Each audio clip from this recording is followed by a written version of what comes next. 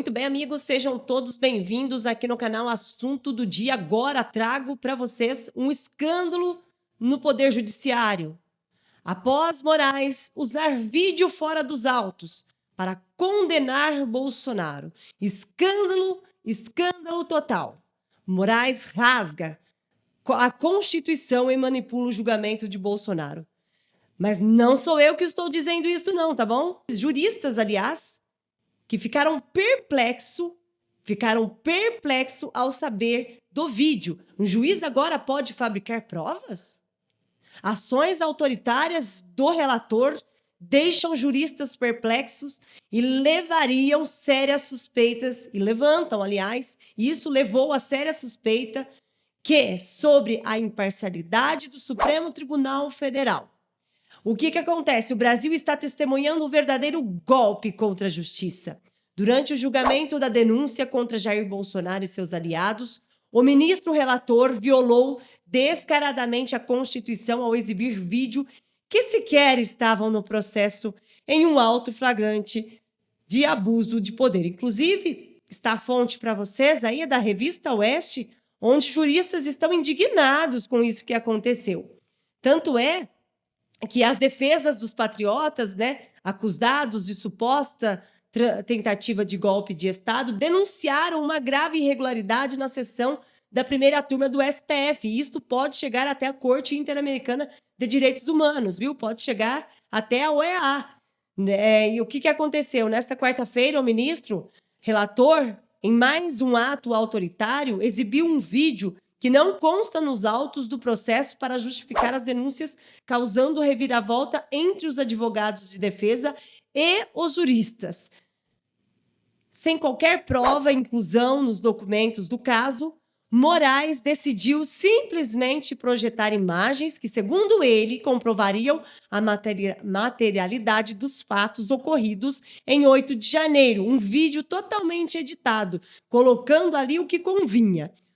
O vídeo continha cenas de acampamentos, pró-ordens e manifestações populares. Normal. Sendo tratado pelo ministro como evidência para fortalecer a narrativa de que haveria crimes sem qualquer discussão prévia com as partes envolvidas. Nós vamos falar sobre esse assunto aqui, mas eu gostaria de saber, e G. Dias, que abriu as portas, ofereceu água, saídas de emergência, indicou saídas de emergência.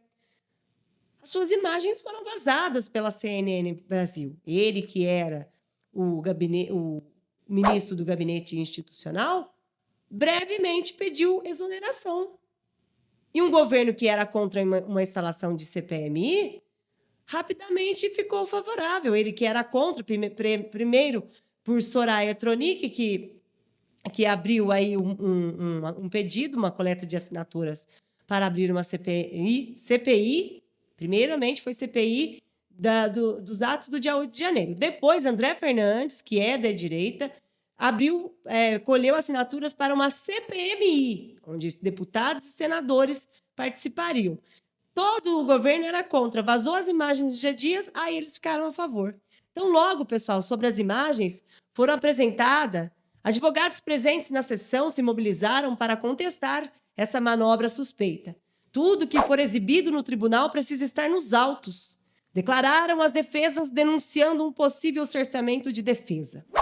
Mesmo assim, em uma sessão marcada por atropelos ao devido processo legal, por exemplo, Flávio Dino e Cristiano Zanin não deveriam estar ali julgando. Um foi ministro da Justiça, que inclusive não cedeu as imagens quando havia lá as investigações da CPMI, e o outro advogado do atual mandatário, que já representou contra o ex-presidente Bolsonaro. A primeira turma do STF decidiu, como todos sabem, por unanimidade, tornar Bolsonaro e mais 7 investigados réus. O placar foi de 5-0. Mas, como eu falei para vocês, o Brasil está testemunhando um verdadeiro golpe contra a justiça. Esse é o verdadeiro. Durante o julgamento da denúncia contra Jair Bolsonaro, como eu falei, foi violado descaradamente a Constituição ao ser exibido aqueles vídeos que sequer estavam no processo em um auto flagrante de abuso de poder. O Supremo o poder máximo da nossa justiça, aqueles que deveriam ser o guardião da nossa Constituição, se tornou um tribunal de exceção? Moraes, que deveria ser um juiz imparcial, assumiu o papel de acusador e produziu prova contra Bolsonaro, algo inaceitável em qualquer democracia. O renomado criminalista Sérgio Rosenthal não deixou dúvidas. O juiz não pode trazer provas ao processo. Não pode trazer provas ao processo. Isso é uma subversão do sistema legal brasileiro. Foi o que disse o jurista. E foi além. O julgador é destinatário da prova, não produtor dela. Isso destrói a credibilidade do julgamento e demonstra uma parcialidade assustadora. Não sou eu que estou dizendo, não. Ó. Está aí na fonte para vocês, da Revista Oeste. É um jurista que disse. O STF está rompendo com as regras da justiça? Será que coisas estão mudando e nós não estamos sabendo? O constitucionalista André Marziglia foi taxativo. Nunca vi em toda a minha vida um juiz apresentar prova. Que eu saiba, quem deveria ter apresentado prova foi a Polícia Federal, que mandou para a Procuradoria-Geral da República e enviou para o ministro relator dos atos do dia 8 de janeiro. Isso significa o quê? Que Moraes pode simplesmente adicionar provas contra o réu e condená-lo? E seus colegas segui-lo?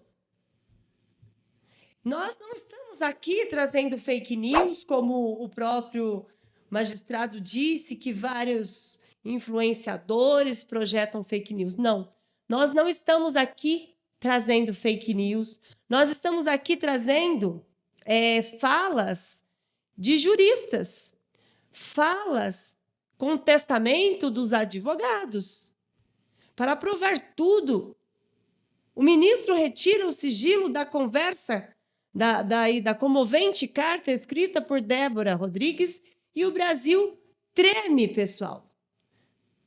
Treme. O ministro, ele resolveu, assim, de uma hora para outra, simplesmente, após o pedido de vista de Luiz Fux, para juntar com o caso do julgamento, o ministro Alexandre, ele decidiu, ontem, tornar pública uma carta escrita por Débora Rodrigues, Débora Rodrigues dos Santos, de 39 anos, que se encontra presa preventivamente desde março de 2023.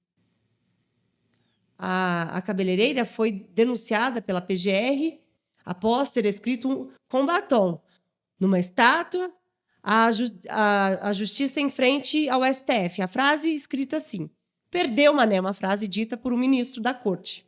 Durante os atos do dia 8 de janeiro, ela fez essas escritas. E agora, Débora escreveu uma carta assim, ó. Vou simplificar aqui, tá?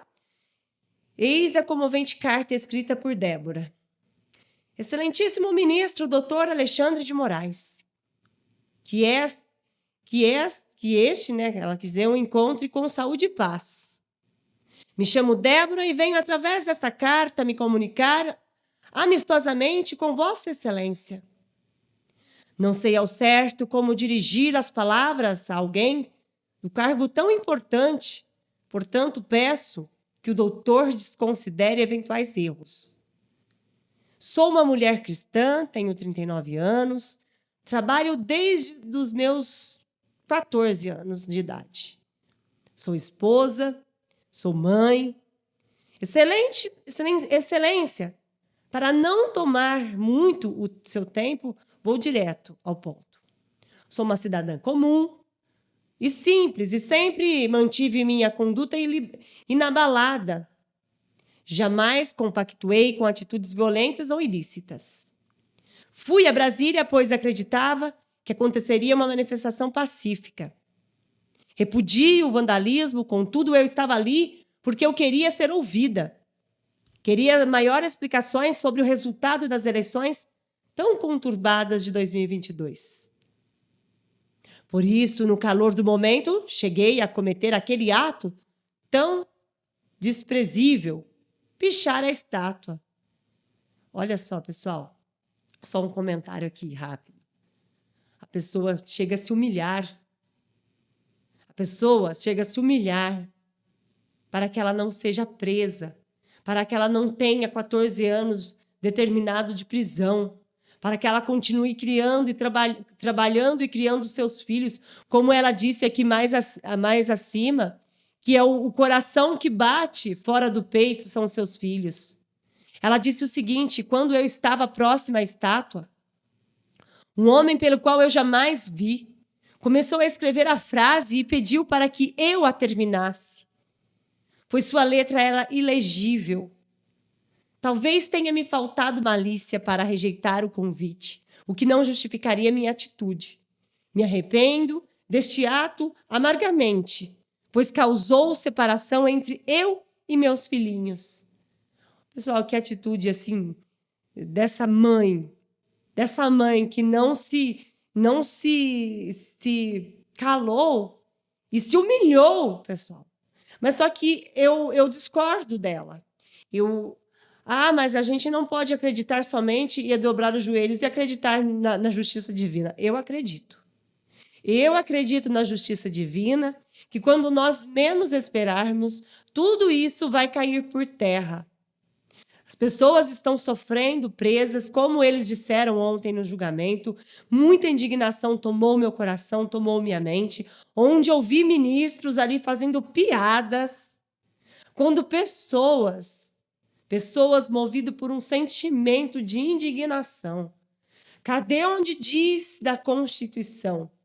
O poder emana do povo, nós temos a livre liberdade de expressão. Tudo bem, aquilo que aconteceu, o vandalismo, isso não pode acontecer. Mas quem garante que não havia pessoas infiltradas ali, como estava dentro da Praça dos Três Poderes os G Dias?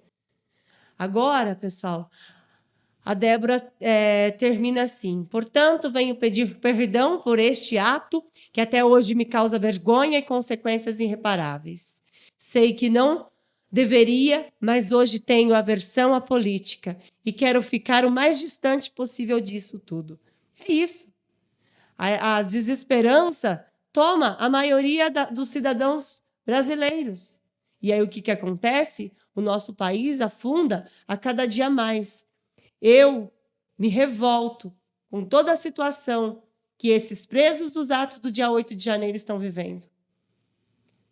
Inclusive, eu estava aqui fazendo uma pesquisa, pessoal.